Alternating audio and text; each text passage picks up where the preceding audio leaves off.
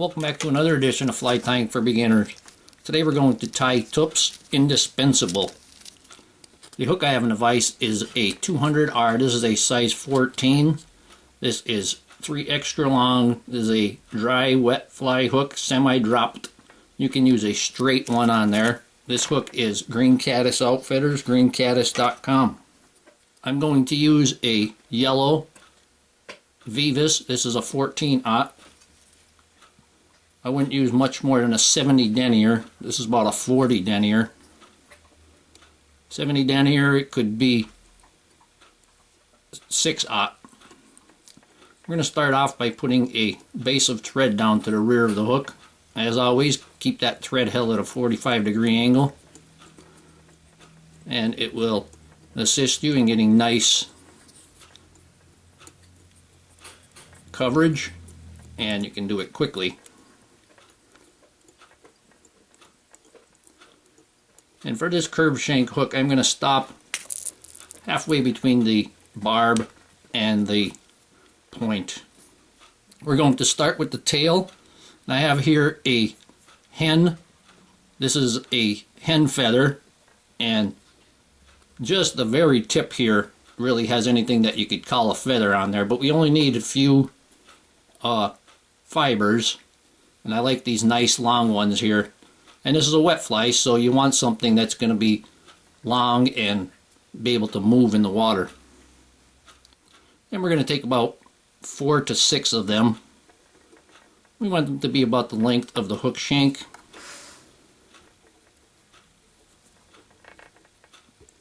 You can see how flimsy these are. We're going to tie them in.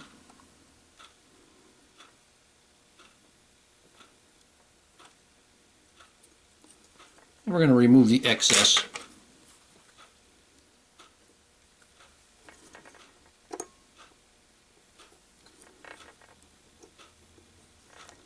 And there we go.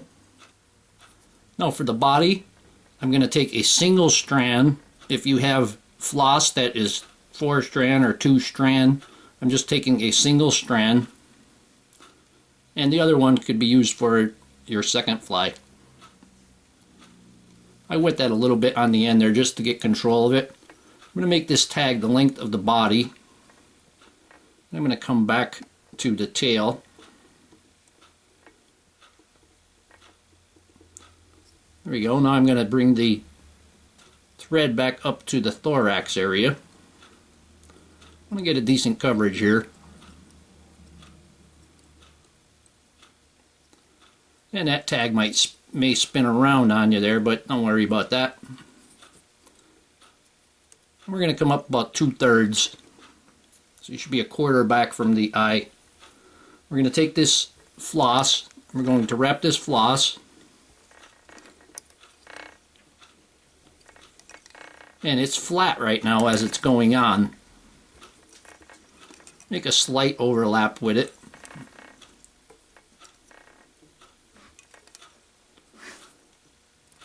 And sometimes the floss will separate there, so I kind of twisted that just a little bit to get those to come back together. And I'm going to come down, or I'm going to come up to the top, and then I'm going to go back. Oop. Get that all together.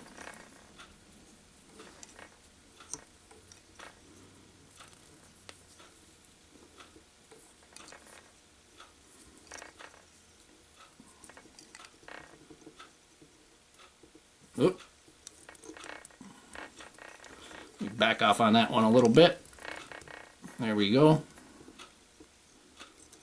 I got one stubborn one there. There we go. You still want it to be flat.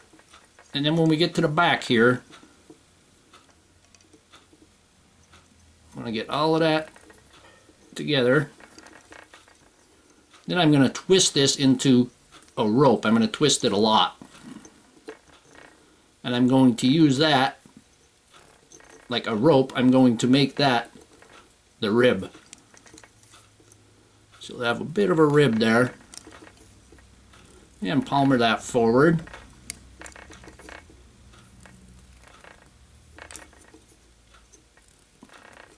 When we get to the top, I'm going to tie that off. Make sure you hold it tight so it doesn't unravel on you. And we can remove that excess. See if we have any strays there. Yeah, there's a couple.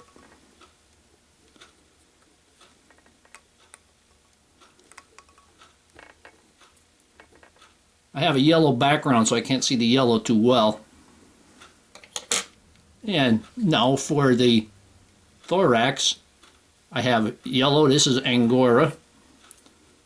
You want something that's a little bit like has hair. It's a hairy dubbing.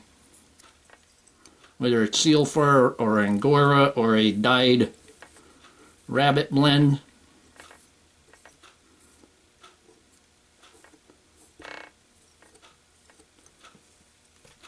You don't need very much. I'm going to come back slightly.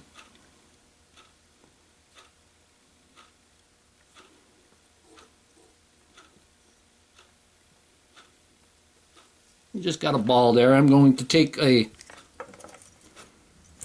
dubbing teaser. I use Velcro because that's what's handy on my table here. Tease that out just a bit. Yep. Velcro sticks pretty well. Get it underneath. I'm going to pull this back. I'm going to get those real long ones that I have under my fingers. There you go. You just want it a little bit bushy. Now I'm going to take another hen feather. This is also a dun. And I'm going to use this for the hackle. And you see all of this, you can actually see what's back here. It's going to move with the water very well. You take that feather, give it that little haircut. That gives the thread something to hold to. We're going to tie that in.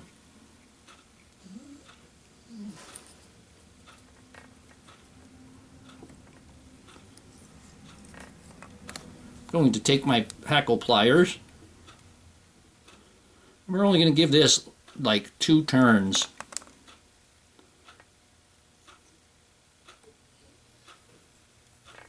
Once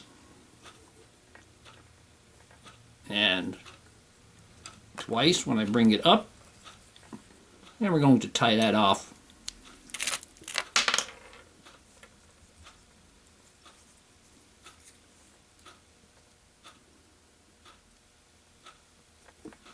Now we'll remove the excess.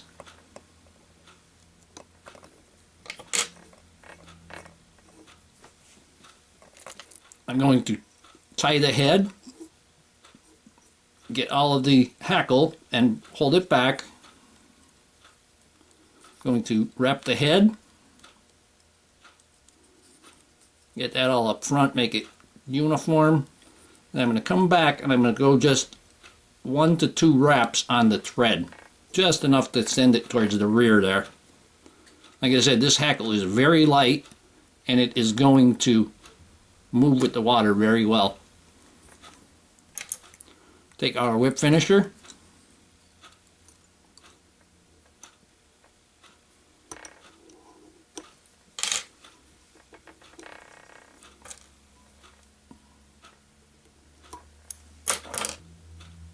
Put just a little bit of head cement on there.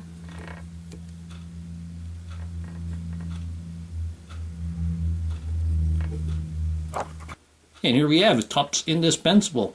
Hope that you learned something from this video. Hope you would subscribe to my channel. Please refer me to your friends. Leave comments, questions, suggestions. And most of all, I thank you very much for watching my videos.